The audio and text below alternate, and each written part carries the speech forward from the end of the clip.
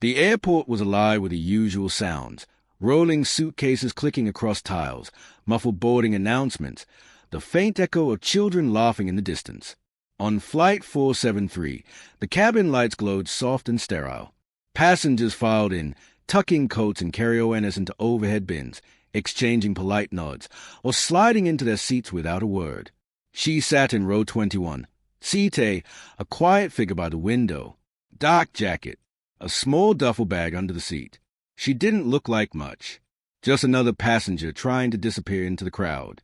But there was something about the way she sat, shoulders squared, eyes fixed forward, that didn't match the rest of the weary travelers.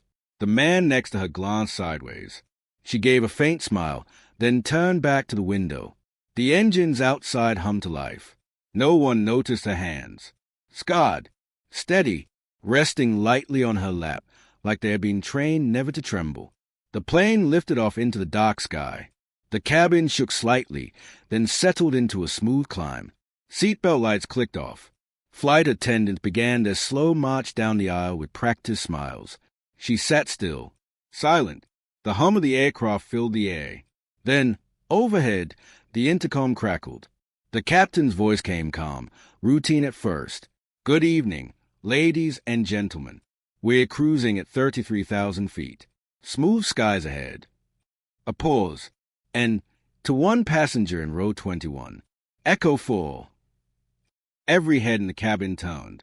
People frowned, confused. Some chuckled nervously, thinking it was a mistake. But her body stiffened instantly. Her jaw tightened. The faintest flash of recognition crossed her face. She wasn't just another passenger. She had a name that wasn't on her ticket. A name only a few people in the world would dare to speak. Her breathing slowed. Training. Always control the breath. Echo 4. That call sign hadn't been spoken in years. Not since the night her unit vanished in a desert no map cared to show. She remembered the sound of rotors, sand whipping her face. The last order from her commander, "Go dark. No one follows." And now, years later, 33,000 feet in the air, her past had found her. She reached for her water bottle, steady hands unscrewing the cap. No panic, no movement that could betray her. The man beside her finally broke the silence. What was that about? Did he mean you? She didn't answer, just looked straight ahead. The intercom clicked again. "Echo 4, you're not forgotten." The words dropped into the cabin like a stone into still water. Passengers looked at each other. Some laughed nervously. Others grew uneasy. But she knew this wasn't random. This wasn't coincidence. Someone in the cockpit knew exactly who she was. She pressed the call button. A flight attendant leaned down. "Everything all right?" Her voice was calm. "I need to speak to the captain." The attendant hesitated. "I'm not sure." "Now." Something in her tone, firm, commanding, left no room for doubt. The attendant nodded and hurried forward. Passengers whispered. The man beside her muttered, "What the hell's going on?" But she was already unbuckling her belt, walking down the narrow aisle, every eye following her. She stopped at the reinforced cockpit door. A beep, a click. The door opened just enough for her to slip inside. The captain turned in his chair. Older now, hair silver at the edges. But his eyes, sharp, unflinching, were the same. She froze. "Commander Hale." He gave a small nod. "Echo 4. The co-pilot looked between them, confused. But Hale's focus never wavered. "You disappeared," she said quietly. "So did you." Her voice was sharp now, cutting through the hum of the engines. "You left us in the desert. You told us no one follows. Then you vanish.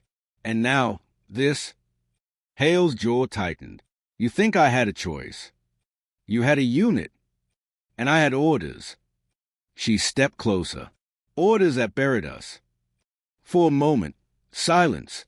The co-pilot kept his eyes fixed on the controls, pretending not to hear. Finally, Hale leaned forward. "They told me everyone was gone, that none of you made it." Her hands clenched. "And you believed them."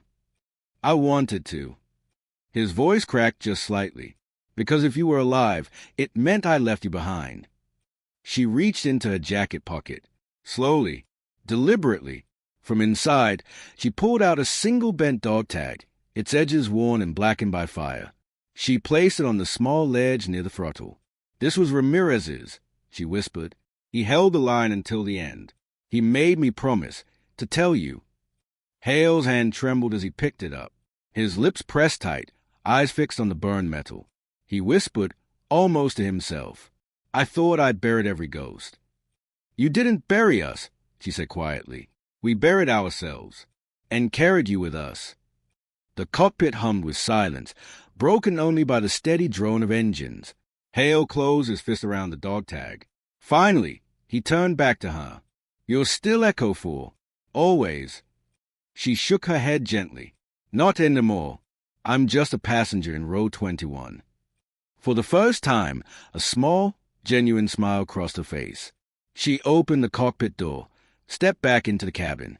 The whispers died down as she walked past, returning to her seat. The man beside her leaned close. "What happened up there?" She looked out the window. The stars stretched across the endless dark. "Just an old call sign," she said softly. "One that doesn't belong to me anymore." As the flight neared its destination, Hale's voice returned to the intercom. Calm, professional. "Ladies and gentlemen, we'll be landing shortly. Thank you for flying with us tonight."